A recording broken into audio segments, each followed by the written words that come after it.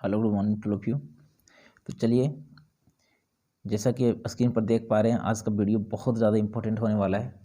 Isomerism class 11th का organic chemistry का बहुत ज़्यादा इंपॉर्टेंट टॉपिक है आइसोमेरिज्म। ठीक है, बहुत सारे बच्चे कमेंट सेक्शन में बार बार कमेंट कर रहे थे कि सर आइसोमेरिज्म का वीडियो बनाइए, तो इसीलिए इस वीडियो को लाया गया है बहुत ही कम टाइम में, और कोशिश करेंगे इस थ्योरी, जितना सारा थ्योरी इस टॉपिक में होगा इसको हम लोग क्लियर कर दें। ठीक है, एक छोटा सा वीडियो बनेगा जिसका यूज़ करके हम लोग इस टॉपिक को क्लियर कर लेंगे। तो सबसे पहले आपसे एक रिक्वेस्ट है कि आप पेन और कॉपी लेकर के बैठेंगे, और जो समझा रहे पहले ईमानदारी से पहले उसको समझिए, फिर बाद में इसको कॉपी कर लेंगे।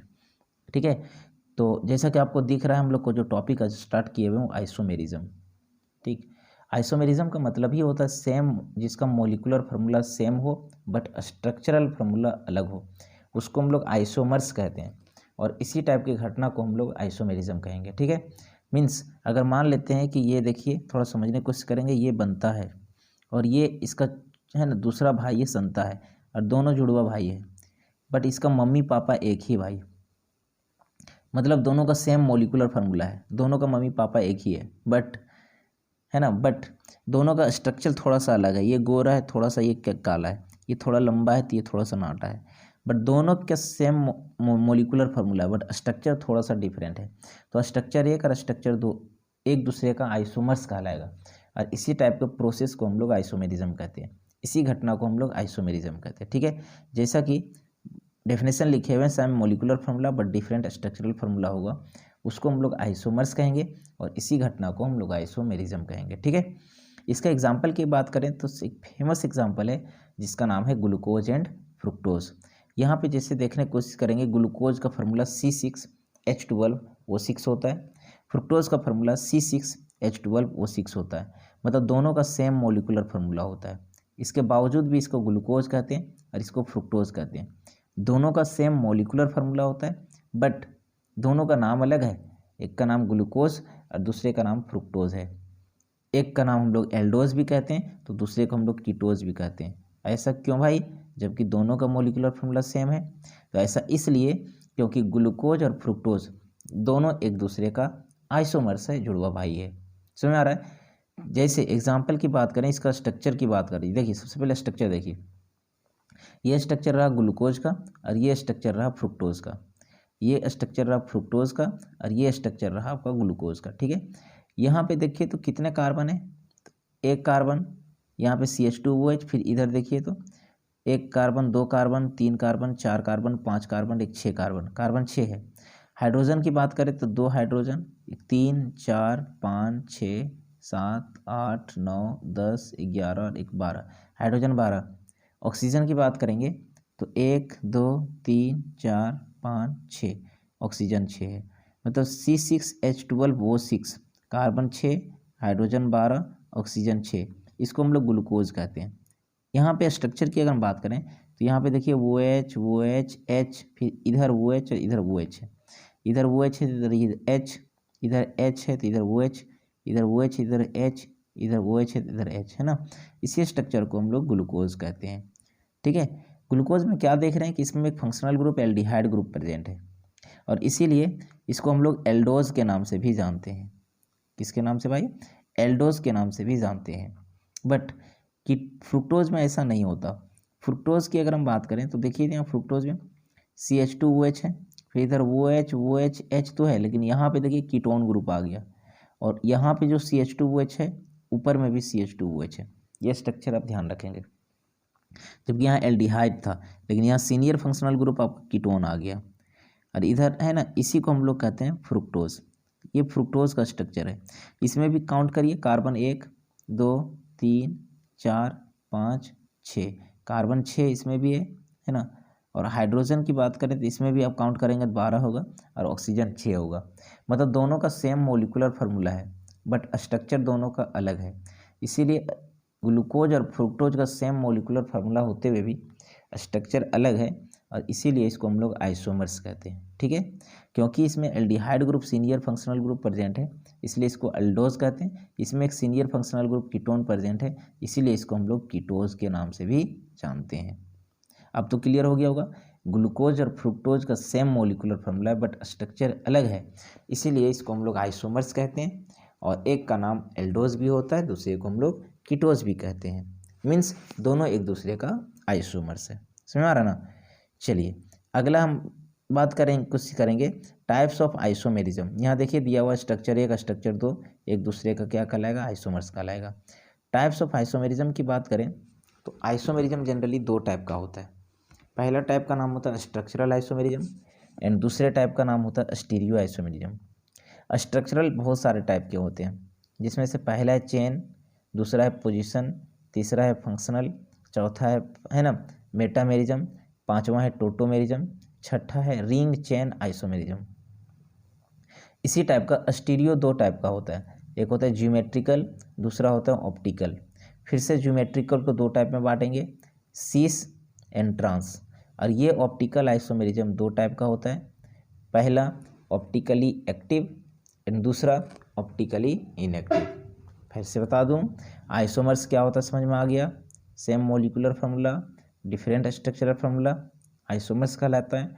ये 2 टाइप का होता है, स्ट्रक्चरल स्टीरियो। स्ट्रक्चरल को हम लोग पढ़ेंगे 6 टाइप में, chain, position, functional, metamerism, tautomerism, ring chain isomerism. ठीक है। स्टीरियो को भी 2 टाइप में पढ़ेंगे, ज्योमेट्रिकल, ऑप्टिकल। फिर से दोनों को 2-2 पार्ट में पढ़ेंगे। ऑप्टिकल 2 टाइप का, optically active, optically inactive. Geometrical 2 type का, सीस एंड ट्रांस। मैं आपको बता दूं, इस वीडियो में हम लोग सिर्फ और सिर्फ जो चर्चा करने जा रहे हैं वो सिर्फ और सिर्फ स्ट्रक्चरल आइसोमेरिज्म के बारे में। समझ आ रहा ना। एक वीडियो और बनाएंगे, उसमें हम लोग जिक्र करेंगे स्टीरियो आइसोमेरिज्म। ठीक है। तो चलिए हम लोग शुरू करते हैं चेन आइसोमेरिज्म। देखिए चेन आइसोमेरिज्म से ही हम लोग को पता चलता कि जिसका मोलिकुलर फार्मूला सेम हो बट स्ट्रक्चरल फार्मूला अलग हो, स्ट्रक्चरल फार्मूला अलग हो। जिसमें से देखिए तो दोनों का सेम मोलिकुलर फार्मूला है, दोनों में कार्बन 4 है, हाइड्रोजन 10 है, बट मेन चेन देखिए तो यहाँ कार्बन 4 का मेन चेन है और यहाँ मेन चेन आपका 3 का है, इसलिए इसको ब्यूटेन कहते हैं, बट इसको 2 मिथाइल प्रोपेन कहते हैं। इसके बावजूद भी दोनों का, एक कार्बन 4 कार्बन का मेन चेन है तो दूसरा 3 ही कार्बन का मेन चेन है, इसके बावजूद भी मोलिकुलर फार्मूला सेम है। तो यहाँ पे स्ट्रक्चर 1 और स्ट्रक्चर 2 दोनों एक दूसरे का चेन आइसोमर्स कहलाएगा। समझ में आ रहा है। अगला क्वेश्चन सेम देखते हैं हम लोग। यहाँ देखिए ये क्वेश्चन, ये पेंटेन है, 5 कार्बन का मेन चेन है। यहाँ पे देखिए मेन चेन 4 कार्बन का और 1 ब्रांच आ गया। यहाँ पे देखिए 3 ही कार्बन का मेन चेन हो गया और 2-2 ब्रांच आ गया। तो जबकि मेन चेन इसमें 5 कार्बन 4 कार्बन, इसमें 3 कार्बन, जबकि सबका मोलिकुलर फार्मूला सेम है। तो यहाँ पे स्ट्रक्चर 1, 2 और तीनों एक दूसरे का चेन आइसोमर्स कहलाएगा। मीन्स द है ना, the molecules having same molecular formula but different structural formula having different number of carbon atom in main chain is called chain isomers and this type of phenomena is called chain isomerism. समझ में आ रहा ना। अगर आपको समझ में आ गया तो एक क्वेश्चंस दे रहे हैं C6 और H14। आपको कमेंट सेक्शन में ज़रूर कमेंट करना है कि C6H14 के कितने चेन आइसोमर्स पॉसिबल है। जैसे C5H12 के कितने आइसोमर्स पॉसिबल है, एक ये, एक ये, एक ये, टोटल 3 आइसोमर्स पॉसिबल है। तो आपको बताना C6H14 के कितने आइसोमर्स पॉसिबल होंगे, चेन आइसोमर्स। चलिए नेक्स्ट हम लोग पढ़ेंगे पोजीशन आइसोमेरिज्म। पोजीशन आइसोमेरिज्म से ही पता चलता है जिसका मोलिकुलर फार्मूला तो सेम हो बट फंक्शनल ग्रुप का या कोई एटम का पोजीशन डिफरेंस हो। जैसे ये मेन चेन टोटल 5 कार्बन का है, यहाँ भी मेन चेन 5 कार्बन का है, बट यहाँ जो ब्रांच निकला 3 पर ब्रांच निकला है, बट यहाँ पे जो ब्रांच है वो 2 पर ही ब्रांच है। मीन्स यहाँ पे 2 मिथाइल पेंटेन है तो यहाँ 3 मिथाइल पेंटेन है, जबकि दोनों का मोलिकुलर फार्मूला सेम है, सिर्फ ब्रांच ग्रुप का पोजीशन अलग है। तो यहाँ पे मोलिकुल 1 और मोलिकुल 2 एक दूसरे का पोजीशन आइसोमर्स कहलाएगा। समझ आ रहा ना। चलिए एक क्वेश्चन और देखते हैं। यहाँ देखिए इसका नाम है प्रोपेन 1 ऑल और इसका नाम है प्रोपेन 2 ऑल। दोनों में मेन चेन 3 कार्बन का है, बट यहाँ फंक्शनल ग्रुप का पोजीशन 1 कार्बन पर है, जबकि यहाँ फंक्शनल ग्रुप का पोजीशन 2 कार्बन पर है।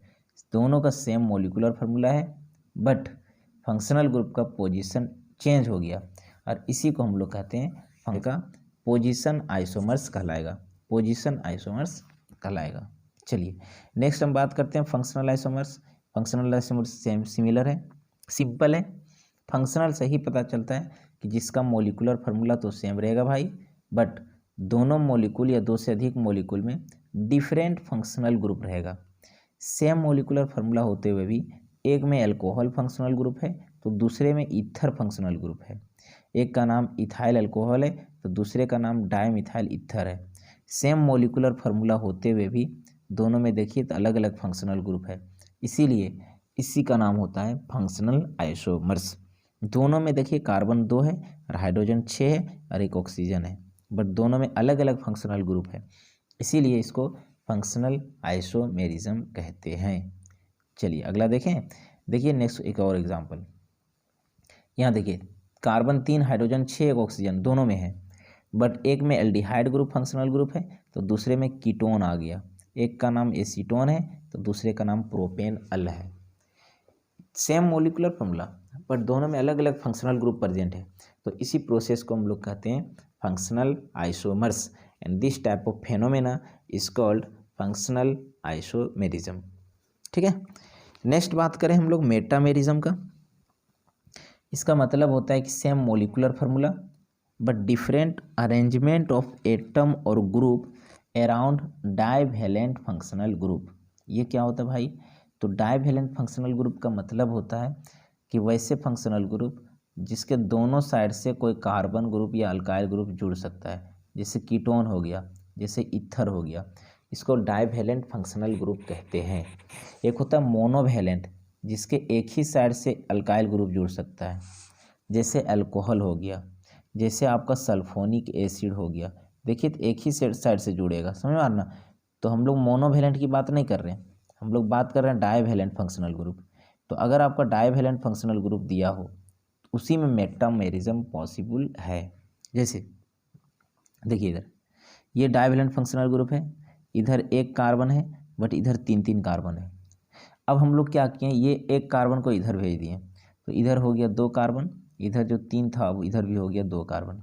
इसके बावजूद दोनों का मॉलिक्यूलर फार्मूला सेम है, दोनों में 4 कार्बन, हाइड्रोजन 10 और एक ऑक्सीजन है, बट डाइवैलेंट फंक्शनल ग्रुप के दोनों साइड कार्बन का अरेंजमेंट हम लोग अलग अलग टाइप का कर दिए।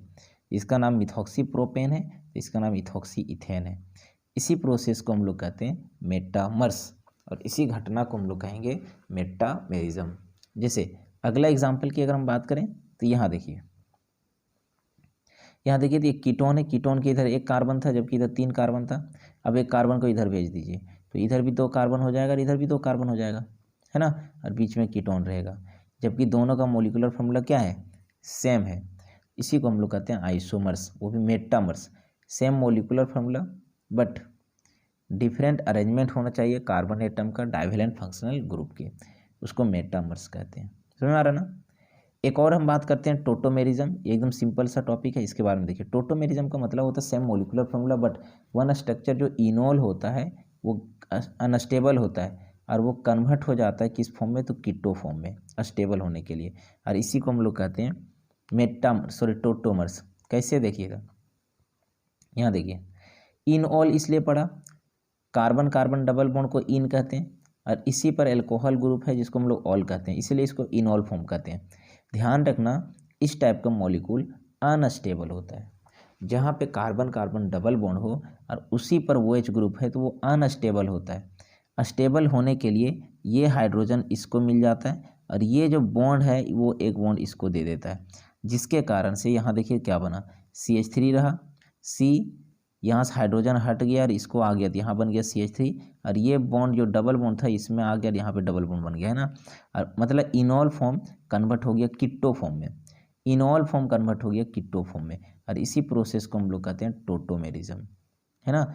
इनॉल फॉर्म अनस्टेबल होता है, किस में कन्वर्ट हो गया? स्टेबल। यहाँ देखिए अगला कुछ एग्जाम्पल, यहाँ देखिए यहाँ क्या होना देखने की कोशिश की हम लोग। यहाँ देखिए तो ये CH3 CH2 C double bond हुआ, यहाँ इनॉल फॉर्म था ना भाई। अब इनॉल फॉर्म में देखिए तो कार्बन कार्बन डबल बॉन्ड को इन कहते हैं और OH को ऑल कहते हैं। ये अनस्टेबल है, हाइड्रोजन यहाँ शिफ्ट हो गया और ये बॉन्ड यहाँ शिफ्ट हो गया, देखिए यहाँ पे, ठीक है। CH2 CH3 में कन्वर्ट हो गया और यहाँ सिंगल बॉन्ड O था, यहाँ डबल बॉन्ड बन गया। मतलब इनॉल फॉर्म किस में कन्वर्ट हो गया, कीटो फॉर्म में। और इसी जबकि दोनों का मॉलिक्यूलर फार्मूला क्या है, सेम है। इसी को हम लोग टोटोमर्स कहते हैं और इसी घटना को हम लोग टोटोमेरिज्म कहेंगे, ठीक है। अगला एक लास्ट की बात करें जिसका नाम है रिंग चेन आइसोमेरिज्म। ये फॉर्मूला से ही पता चलता हम लोग को, टॉपिक से ही, कि एक स्ट्रक्चर रिंग होगा तो दूसरा स्ट्रक्चर चेन होगा, जबकि दोनों का मॉलिक्यूलर फार्मूला सेम होगा। तो the isomers having same molecular formula but one structure is open chain and other structure जो होना चाहिए वो रिंग होना चाहिए, उसी को हम लोग कहते हैं रिंग चेन आइसोमर्स। जैसे यहाँ देखिए, एक है साइक्लोप्रोपेन और एक है प्रोपीन, जबकि दोनों का मॉलिक्यूलर फार्मूला है सेम, दोनों में कार्बन 3 और हाइड्रोजन 6 है। मतलब एक रिंग है तो दूसरा ओपन चेन है, इसके बावजूद भी सेम मॉलिक्यूलर फार्मूला है। इसी को हम लोग कहते हैं रिंग चेन आइसोमर्स एंड इस टाइप का प्रोसेस का नाम होता है रिंग चेन आइसोमेरिज्म, ठीक है। अगला एग्जांपल देखिए, यहाँ पे कितना सिंपल क्वेश्चन दिया हुआ है।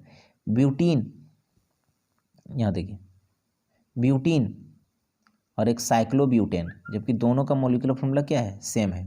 कार्बन 4 हाइड्रोजन 8, जस्ट कार्बन के डबल हाइड्रोजन है। ब्यूटीन साइक्लोब्यूटेन, जबकि दोनों का मॉलिक्यूलर फार्मूला सेम है, एक रिंग है तो दूसरा ओपन चेन है, इसीलिए इसको कहते हैं रिंग चेन आइसोमेरिज्म। हम लोग क्या देखें कि जो फार्मूला अल्कीन का है वही फार्मूला अल्केन का है, बट ये अल्केन किस फॉर्म में, साइक्लिक के फॉर्म में। तो हम लोग ये कह सकते हैं कि अल्केन का तो फार्मूला CnH2n+2 होता है, ठीक है, बट साइक्लो अल्केन का फार्मूला अल्कीन के बराबर होता है। मीन्स साइक्लो अल्केन का फार्मूला CnH2n होता है, ठीक है, और अल्कीन का भी फार्मूला CnH2n होता है। तो कभी क्वेश्चन अगर पूछा जाए तो अल्कीन का फार्मूला क्या, तो CnH2n, साइक्लो अल्केन का भी फार्मूला वही होता है, बट अल्केन का फार्मूला CnH2n+2 होता है, ठीक है। तो हम लोग बहुत सारा इंपॉर्टेंट टॉपिक था ये। ज्योमेट्रिकल आइसोमेरिज्म यहीं पे आपका ख़त्म होता है, सॉरी स्ट्रक्चरल आइसोमेरिज्म यहीं पे ख़त्म होता है। अगले वीडियो में फिर हम बात करेंगे ऑप्टिकल आइसोमेरिज्म का, ठीक है। फिर से हम लोग देख लें एक बार क्या पढ़ाया गया है। आइसोमेरिज्म का मतलब same molecular formula but different structural formula, ठीक है, जिसका सबसे अच्छा एग्जांपल ग्लूकोज और फ्रुक्टोज। ग्लूकोज को हम लोग एल्डोज भी कहते हैं, फ्रुक्टोज को कीटोज भी कहते हैं, दोनों एक दूसरे का आइसोमर्स है। अच्छा, किस टाइप का आइसोमर्स है भाई, एक में एल्डिहाइड तो दूसरे में कीटोन है, मीन्स फंक्शनल आइसोमर्स का एग्जाम्पल है। देखिए आइसोमर्स दो टाइप का, स्ट्रक्चरल और दूसरा स्टीरियो। स्ट्रक्चरल के बारे में हम लोग चर्चा किए, chain, position, functional, metamerism, ring chain और टोटोमेरिज्म, ठीक है। बाकी फिर से एक अगला वीडियो आएगा जिसमें हम लोग स्टीरियो आइसोमेरिज्म की चर्चा करेंगे और वो टॉपिक को ख़त्म करते हैं। आज हम लोग इतना ही रखते हैं इस वीडियो में। आपसे रिक्वेस्ट है कि वैसे स्टूडेंट जो चैनल को सब्सक्राइब नहीं किया है आप इसको सब्सक्राइब कर लेंगे और बेल आइकन को भी आप टच कर लेंगे, क्योंकि जितने सारे आपको वीडियो अपलोड किया जाएगा वो आप सबसे पहले आपको मिल पाए, और फिर इसका क्या करेंगे आप अच्छे से कवर कर पाएंगे। चलिए हम लोग मिलते हैं नए वीडियो में नए टॉपिक के साथ। आज हम लोग इतना ही रखते हैं। Thank you very much.